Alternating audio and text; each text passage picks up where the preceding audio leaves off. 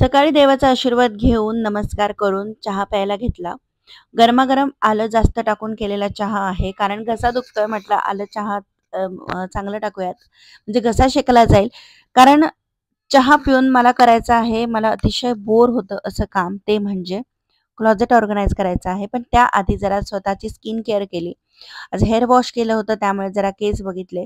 थोडेसे नीट मोकळे ठेवले ते. नाहीतर मग काय होतं की ते फ्रिझी होतात, ओलसरच राहतात. असं कोंडा होतो मग त्यामुळे आणि ऑलरेडी थंडीचे दिवस आहेत. म्हणून मग अशा पद्धतीने मी थोडेसे केस मोकळे ठेवलेले आहेत आणि मला सर्वात आज करायचं आहे म्हणजे हे वरचं क्लोजेट नीट करायचं आहे कपड्यांचं. पूर्णच करायचं आहे पण हळू करणार आहे मी. एकाच वेळेस सगळं क्लोजेट काढत नाही. कारण मध्ये-मध्ये आपल्याला बरेचशी कामं असतात. लहान मुलं काहीतरी सांगतात, त्यांना भूक लागते, स्वयंपाक असतो, हे असतं, ते असतं म्हणून. तर सर्वात आधी काय करायचं, क्लोजेट ऑर्गनाइज जेव्हा करतो ना आपण, तेव्हा काही गोष्टी आहेत त्या लक्षात ठेवायच्या. म्हणजे तुमचं पटकन काम होईल आणि कंटाळा येणार नाही. तर हा एक कुर्ता मी Mishoवरून घेतला होता. तर चांगला निघालेला आहे. वर्क एम्ब्रॉयडरीचं वर्क आहे आणि कॉटन आहे, सॉफ्ट आहे ते ॲक्चुअली. चांगला आहे, स्वस्तात पण पडला मला. म्हटलं घेऊन बघूयात. तर चांगला आहे डेली यूजसाठी आणि असे बरेचसे कुर्तीज आहेत माझे जे मला अल्टरेशनला द्यायचे आहेत. म्हणून मग मी इस्त्री नंतर करेल. आता घड्याच करून ठेवते. कारण वॉर्डरोब जर आपलं व्यवस्थित नसेल, आपण सिस्टमॅटिक ठेवलेलं नसेल ना, कुठेतरी ते बघून आपल्याला चिडचिड व्हायला सुरुवात होते आणि चांगलंच वाटत नाही. म्हणून कपडे नेहमी व्यवस्थितच हवे. आता मी खूप ट्राय करते, की चांगल्या पद्धतीनेच ठेवायचे कपडे आणि त्यासाठी ऑर्गनायझर्स खूप महत्त्वाचे असतात. ऑर्गनायझर्समध्ये इन्व्हेस्ट करणं. तर ते पुढे तुम्हाला दिसेलच. तर काही ऑर्गनायझेशन्सच्या टिप्स आहेत त्या तुमच्यासोबत मी शेअर करणार आहे स्पेशली क्लॉथ ऑर्गनायझेशनसाठी. सर्वात पहिली आणि महत्त्वाची टिप म्हणजे ॲट अ टाईम सगळेच जे तुमचे शेल्फ असतील ते रिकामे करू नका कपड्यांचे. कारण काय होतं आपण सगळंच काढतो अनलेस अँड अंटिल तुम्हाला शफल करायचे आहेत कपडे. जर त्याच तिथेच तुम्हाला घड्या करून ठेवायच्या असतील, की पर्टिक्युलर ड्रेसेस आहेत, ते मला ह्याच शेल्फमध्ये ठेवायचे आहेत, तर एक-एक शेल्फ तुम्ही रिकामा करा आणि सॉर्टिंग करा. म्हणजे मग तुमच्यावर बर्डन येणार नाही आणि हे काम करताना जर तुम्हाला बोर होत असेल, तर तुम्ही साइडला ऑडिओ लावू शकतात, गाणे ऐकू शकतात, पॉडकास्ट ऐकू शकता. म्हणजे तुम्ही छान ऐकत-ऐकत तुमचं काम पण झटपट होईल. दुसरा महत्त्वाचा पॉइंट म्हणजे पहिल्यांदा आपण जेव्हा सगळे कपडे जे असतात शेल्फवरचे ते ठेवतो एका जागेवर, तेव्हा काय करायचं ती शेल्फ असेल आणि त्या वापरले जाणारे जे काही ऑर्गनायझर्स असतील ते वाइप आउट करायचे म्हणजे वाइप करायचे. म्हणजे त्याच्यावर धूळ असेल, कधी आपल्याकडून केस उडतात ते पडतात तिथे. ते सगळं क्लीन होतं आणि शेल्फ तर आपण क्लीन करतोच बेस त्याचा. पण मागची साइड असते नंतर साइडची वॉल ते पण क्लीन करायचं आणि एअर ड्राय होऊ द्यायचं. म्हणून शेल्फचे डोर लगेच लावायचे नाही. आपण जोपर्यंत घड्या करतोय तोपर्यंत ओपन ठेवायचे म्हणजे कपाटात एक वास सुद्धा येत नाही. बरेच जण ॲफ्थल बॉल्स पण ठेवतात तिथे वास येऊ नये म्हणून. पण खरं सांगायला गेलं तर मला ते वास नाही आवडत म्हणून मी काहीच नाही ठेवत. मी फक्त हवेच्या म्हणजे हवा मध्ये-मध्ये कपाट उघडं करून ठेवत असते. हा झाला दुसरा पॉइंट. तिसरा महत्त्वाचा पॉइंट म्हणजे जेव्हा आपण सगळी शेल्फ रिकामं करून घड्या घालायला घेतो, तेव्हा काय करायचं? सॉर्टिंग करायचं आहे कपड्यांचं. म्हणजे जे लागत नाही आपल्याला कपडे, लहान झाले असतील, फेंट किंवा आपल्याला ती साईज होत नसेल किंवा आपल्याला आवडतच नसतील असे कपडे जे आपण घालत नाही, आपल्याला नाही आवडलं तर आपण कपाटात तसेच पडू देतो ते. तर असे जे कपडे असतील, चांगल्या कंडिशनमध्ये असतील, तर ते डोनेट करा. म्हणजे कोणाला तरी ते उपयोगाला येतील, गरजू व्यक्तींना ते उपयोगाला येतील. तर ते कपडे डोनेट करा. म्हणजे तुमच्या कपाटामध्ये सुद्धा स्पेस मिळेल तुम्हाला बाकीचे दुसरे कपडे ठेवायला किंवा आहे त्या कपड्यांनाच व्यवस्थित तुम्हाला सुटसुटीतपणे ठेवता येतील. म्हणून मग डोनेशनला ठेवा. जे अगदीच खूप फाटलेले आहेत, ते कोणी वापरू पण नाही शकत. त्याला तुम्ही काढून टाका आणि तिसरा नेक्स्ट पॉइंट म्हणजे कपडे जेव्हा आपण आता डिक्लटरिंग तर केलेलं आहे, जे आपल्याला लागत नाही वगैरे त्या सर्वांचं. नेक्स्ट म्हणजे फंक्शनल कपडे वेगळ्या ऑर्गनायझरमध्ये ठेवा. रेग्युलरचे वेगळ्या ह्याच्यात ठेवा. जीन्स असतील, टॉप्स असतील, ते सगळं असं वेगवेगळं व्यवस्थित ठेवा. जर एखादा पंजाबी सूट असेल तुमच्याकडे, तर त्याची पॅन्ट म्हणजे जी सलवार म्हणतो आपण, सलवार, ओढणी हे त्या कुर्त्यामध्येच असं व्यवस्थित ठेवा. म्हणजे मग इकडे-तिकडे आपल्याला सापडायची गरज पडणार नाही. एका जागी असेल तर ते उचलायचं आणि वापरायचं. आणि जर इस्त्री करून ठेवता येत असतील एकाचे सगळे कपडे, तर ते इस्त्री करून ठेवा. म्हणजे मग कुठे बाहेर जायचं असेल, तर आपण डायरेक्ट क्लोजेटमधून काढतो आणि घालू शकतो. आपला वेळ वाचतो. नेक्स्ट पॉइंट असा की बरेचसे असे आपण काय करतो, आपण बाहेरून समजा आलो, म्हणजे काही जण असे करतात, की बाहेरून आले की लगेचच कपड्यांची घडी घालून ठेवतात. तर असं अजिबात करायचं नाही. त्यामुळे काय होईल, जे काही बाकीचे धुतलेले कपडे असतील त्यांना आपण कपडे घालतो, बाहेर जातो, धूळ लागते, घाम येतो, तर त्याला एक वास यायला लागतो. म्हणून जर तुम्हाला लगेचच धुवायचे नसतील ना, तर हवेत थोड्या वेळ सुकू द्या ते कपडे.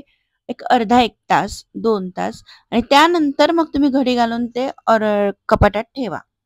म्हणजे मग त्याचा वास दुसऱ्याला लागणार नाही आणि सगळेच कपडे व्यवस्थित राहतील.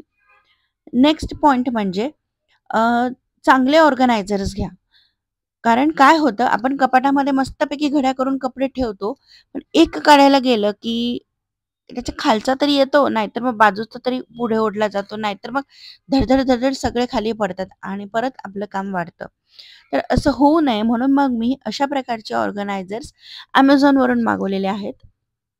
व्यवस्थित कडक आहे, बेस पण कडक आहे, त्याच्या साइड्स पण कडक छान आहेत. तर आय गेस हा 5 ऑर्गनायझर्सचा सेट आलेला आहे मला आणि खूप अफोर्डेबल रेंजमध्ये आहे. इन केस तुम्हाला पाहिजे असेल तर कमेंट करा, मी लिंक डिस्क्रिप्शन बॉक्समध्ये देईल.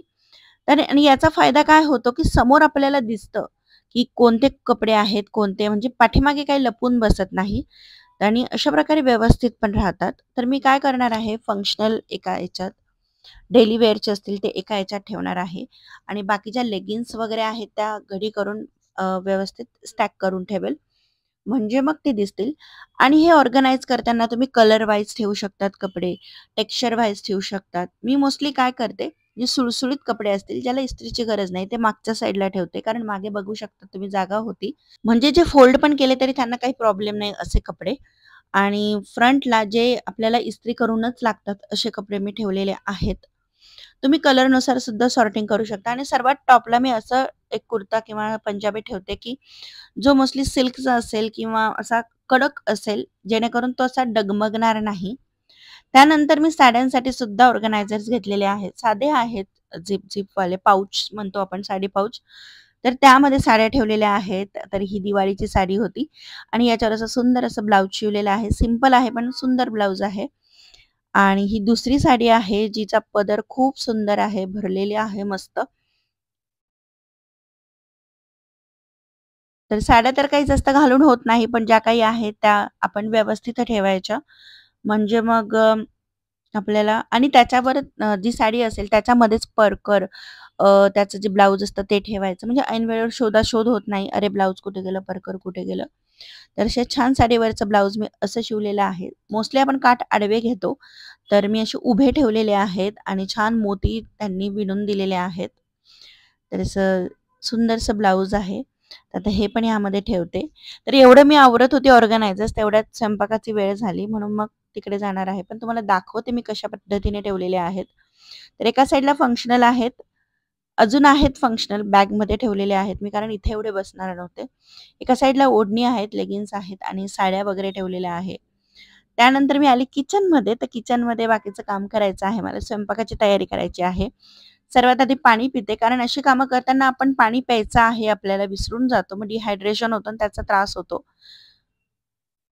काम सुरू करायच्या आधी मी ओटा पहिले क्लीन करते आणि मगच स्वयंपाकाला सुरुवात करते. अस्वच्छ ओट्यावर माझ्याकडून स्वयंपाक होत नाही. क्लोजेट ऑर्गनायझेशनचा नेक्स्ट पॉइंट म्हणजे आता बघा, आता विंटर समजा आहे आत्ता, पण नंतर विंटर गेला की आपल्याला समरचे क्लॉथ्स काढावे लागतात आणि मग विंटरचे क्लॉथ्स जे असतात ते क्लोजेटमध्ये खूप स्पेस घेतात. मग अशा वेळेस या व्हॅक्यूम बॅग असतात, आपण त्या यूज करायच्या आहे. म्हणजे व्हॅक्यूम बॅगमुळे काय होतं, ते सगळे जे फुगतात कपडे ते त्या सगळे दाबले जातात. त्याच्यातली हवा निघते आणि कमी स्पेसमध्ये जास्तीत जास्त कपडे बसतात. म्हणून व्हॅक्यूम बॅगसुद्धा आपल्याकडे हव्या.